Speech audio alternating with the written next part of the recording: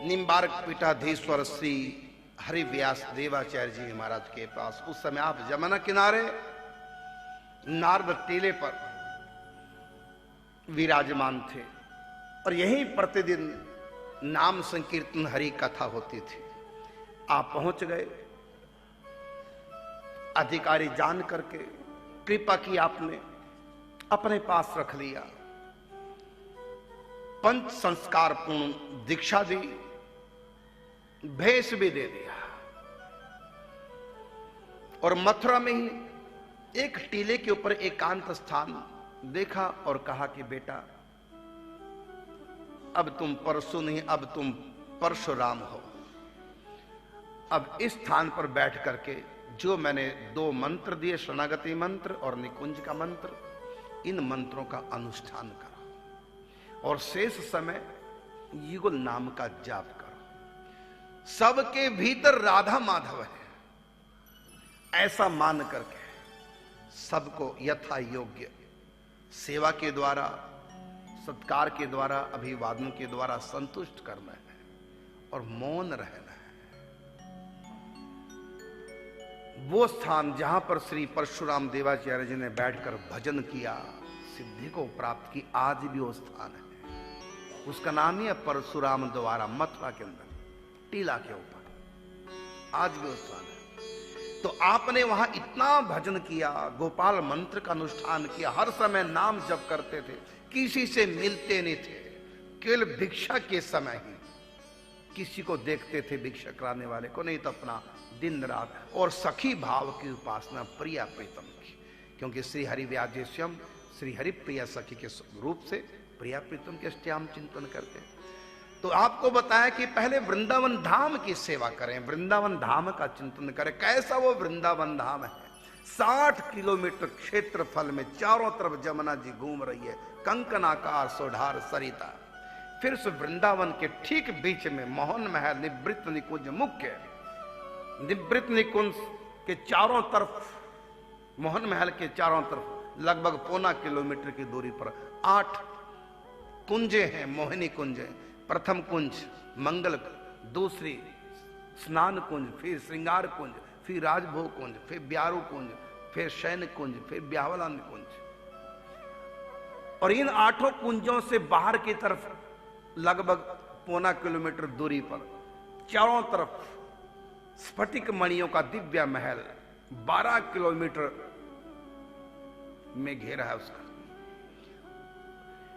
इस अष्टद्वारी महल के आधा किलोमीटर दूरी पर बाहर की तरफ 4 सरोवर हैं, मान सरोवर, मधुर सरोवर, स्वरूप सरोवर और रूप सरोवर। उसके फिर आधा किलोमीटर के लगभग बाहर की तरफ 8 दिशाओं में 8 सखियों के, रंग देवी, सुदेवी, ललिता, विशाखा आदि 8 सखियों की 8 कुंजे हैं। प्रत्येक सखी के पास 72 सखियां रहती हैं। उसके बाहर फिर रहस्य निकुंज हैं 8, फिर वन बाग की संधि है, फिर 8 उसके बाहर हरदनीय हैं, और उसके बाद मोहन महल से 7.5 किलोमीटर दूरी पर चारों तरफ जमुना जी हैं। यदि उसकी परिक्रमा करें तो 60 किलोमीटर मतलब 20 कोस। और कैसा वो वृंदावन, दिव्य वृंदावन, नया वृंदावन, सुंदर बाग बगीचे, अनेक प्रकार के निकुंजे, मणियों के निकुंजे, नूपुर के निकुंजे, लताओं के निकुंजे, वृक्षों के निकुंजे, फूलों के निकुंजे, उशीर के निकुंजे, मणियों के निकुंजे, अनेक सरोवर, वन, बाग बगीचे। कैसा वह दिव्य वृंदावन, उस वृंदावन का चिंतन करना। और वहीं रंग बाग में, रंग देवी जी के बगल में रंग बाग में हम अनेक सखियों के बीच में रहती हैं। कैसा हमारा सखियों, पूरा साधना बताई, वो बताएंगे आपको जब अष्टयाम सेवा, अष्टयाम कथा होगी तो उस समय पूरी व्याख्या आपको करेंगे। इस प्रकार सखी भाव की उपासना निम्बार्क संप्रदाय में किस प्रकार से करते हो, पूरा श्री परशुराम जी को बताया श्री हरिव्यास जी ने। और साथ में कहा कि महावाणी के अनुसार जो लिखा है अपने चिंतन करें सखी भाव से।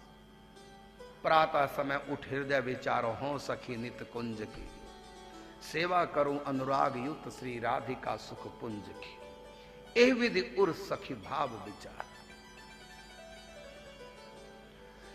तो सखी भाव का चिंतन करो, सर्वप्रथम वृंदावन की सेवा करो। इन वृंदावन के निकुंजों में, रास्तों में, गली चौराहों में प्रिया प्रीतम अनेक प्रकार की लीलाएं करते हैं, रस लीलाएं करते हैं। उन लीलाओं में हमको सहयोग देना, लेकिन सर्वप्रथम हमको वृंदावन योग पीठ का चिंतन करना, उसको सजाना है दिव्य गमलों से, फूलों से, इत्र से, फूलों के पावड़े, पंखड़ियों के पावड़े बिछाने, फूलों के पराग कणों के पावड़े बिछाने, जगह जगह झूले फूलों से सुंदर तैयार करने, सरोवरों के चारों दिशाओं में जो 4 कुंज हैं उनको सजाना, जमुना किनारे जहां प्रिया प्रीतम जल विहार करेंगे, नौकाओं में तो नौकाओं को सजाना, और इत्र छिड़कना रास्तों पर। ऐसी ऐसी सेवा, श्रृंगार का सामान, सौन सामग्री, सेवा सौन तैयार करके रखनी, इस प्रकार पूरा बता दिया। यही विधि उर सखी भाव विचार।